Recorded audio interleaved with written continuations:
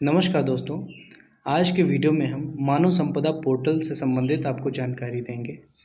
जैसा कि आप सभी को पता है कि यूपी गवर्नमेंट के द्वारा सभी सरकारी कर्मचारियों का मानव संपदा पोर्टल पर चल अचल संपत्ति का ब्यौरा देना अनिवार्य कर दिया गया है।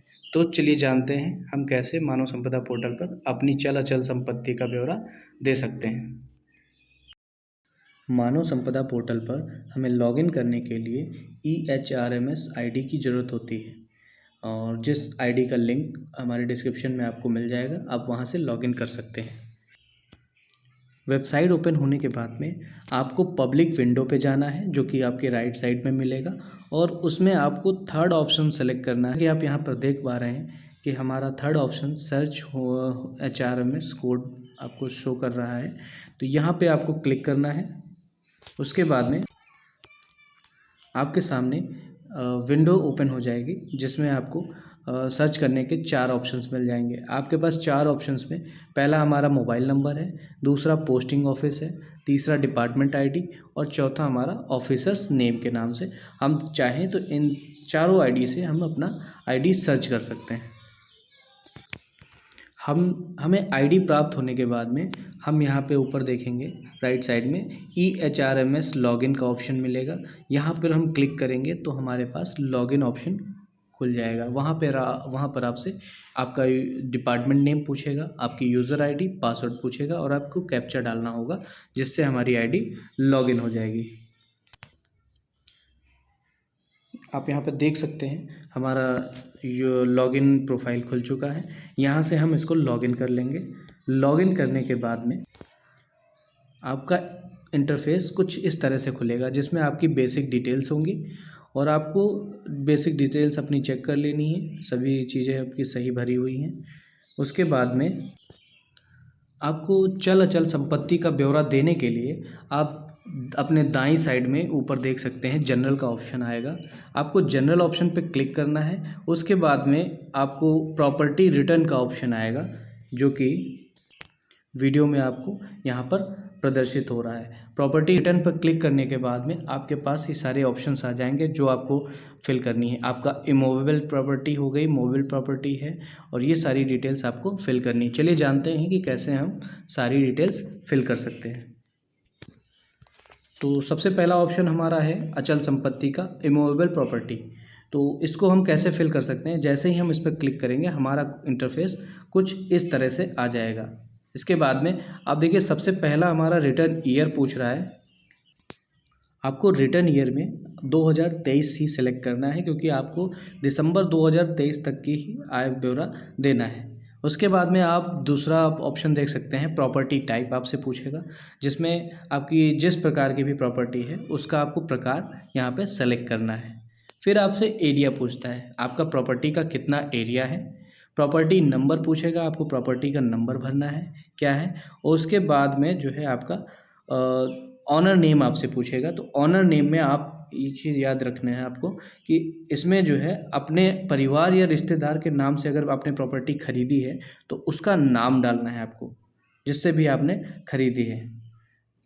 और इसके बाद में आप ऑनर शेयर पे देखेंगे तो ऑनर शेयर में आपसे परसेंटाइल पूछेगा कि आपका शेयर कितना है। आपने जो प्रॉपर्टी खरीदी है उसका आपका शेयर कितना है, आपका 50% है, 60% या 100%। तो आपका जो शेयर होगा आपको अपना परसेंट यहाँ पे फिल करना होगा। और रिलेशन आपको देख सकते हैं, अगला हमारा ऑप्शन है रिलेशन का। तो रिलेशन में आप देखिए, याद रखिएगा ऑनर के साथ जो है आपका क्या रिलेशन है, इसकी आपको जानकारी भरनी है। और अगर अपने नाम से आपने लिया है तो सेल्फ भरना है। रिलेशन की डिटेल्स देने के बाद में आप यहाँ पे देख सकते हैं अगला ऑप्शन हमारा आता है एक्विजिशन की डेट मांगता है आपसे। तो इसमें क्या है, संपत्ति का क्रय करने की तिथि आपसे पूछेगा कि आपने जो प्रॉपर्टी परचेज की है उसकी डेट क्या है। फिर आपसे पूछता है कि मोड ऑफ आपका एक्विजिशन क्या है। तो इसमें आप देखिए संपत्ति किस प्रकार से आपने अर्जित की है, आपसे वो पूछेगा कि इसका भाई आपको विवरण देना है। तो आपने जो क्रय किया है आपको गिफ्ट में मिला हुआ है या आपने इसको परचेज किया हुआ है, किस तरह से आपको संपत्ति ये मिली हुई है, वो आपको यहाँ पे फिल करना है। इसके बाद अगला ऑप्शन आप देख सकते हैं प्रॉपर्टी वैल्यू की बात करता है। इसमें संपत्ति की कीमत आपको पूरी भरनी है कि आपने कितने इसके बाद अगले ऑप्शन पे आते हैं प्रॉपर्टी सेल्फ ऑक्यूपाइड या रेंटेड। तो आप इसमें ध्यान रखिएगा कि जो आपने संपत्ति परचेज की है वो आपके द्वारा उपयोग की जा रही या आपने उसको रेंट पे दिया हुआ है। तो ये सारी डिटेल्स आपको फिल करने के बाद में लास्ट में आप देख सकते हैं final lock and view report आ रहा है, तो आपको वहाँ पे फाइनल लॉक इस पर कर देना है। तो आपका ऐसे ही एक डेटा आपका कंप्लीट हो गया है। इसके बाद हम चलते हैं आपकी मोबाइल प्रॉपर्टी। उस पर जैसे ही मोबाइल प्रॉपर्टी पे क्लिक करेंगे तो आपके सामने कुछ इस तरह से इंटरफेस खुल जाएगा। यहाँ पे भी आप देखिए आपका रिटर्न ईयर ही पूछ रहा है, आपको 2023 ही फिल करना है। अब पहला ऑप्शन आपका आता है डिस्क्रिप्शन में आता है। तो डिस्क्रिप्शन में अगर हम बात करें तो इसमें हम क्या फिल करेंगे, चल संपत्ति का विवरण भरना है। डिस्क्रिप्शन में आपको जो है जो आपकी चल संपत्ति है उसका डिस्क्रिप्शन भरना है। थर्ड ऑप्शन आपका आता है डेट ऑफ परचेज की बात करता है। तो डेट ऑफ परचेज में चल संपत्ति क्रय करने की डेट, आप जो भी आप चल संपत्ति जो आपने क्रय की है उसका आप डेट भरोगे। फिर आप मोड ऑफ एक्विजिशन में चाहेंगे तो उसमें चल संपत्ति किस प्रकार प्राप्त की गई है, जैसे कि क्रय की गई जो परचेज है आपका वो गिफ्ट में प्राप्त हुआ है, तो अगर गिफ्ट में प्राप्त होता है तो आप उसमें गिफ्ट सेलेक्ट कर सकते हैं। आपकी वैल्यू क्या है तो आप उसमें वैल्यू अपनी फिल कर सकते हैं। आप देख सकते हैं रिमार्क का एक ऑप्शन आ रहा है। तो रिमार्क में हम क्या करेंगे, इसमें संपत्ति से संबंधित कोई अन्य जानकारी अगर आप देना चाहते हैं तो वो विवरण हम यहाँ पे भर देंगे। तो रिमार्क भरने के बाद में आपको फाइनल लॉक लगा देना है। ये आपका चल संपत्ति भी कंप्लीट हो गया है।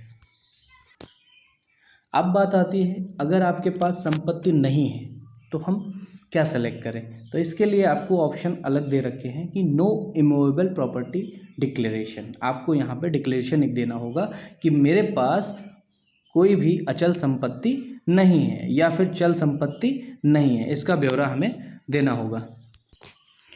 और इतना कंप्लीट करने के बाद आपको फाइनल लॉक लगा देना है, जिससे कि हमारे सारी डिटेल्स कंप्लीट हो जाएंगी। ऐसे ही नए वीडियो जानने के लिए, देखने के लिए हमारे चैनल को सब्सक्राइब करें।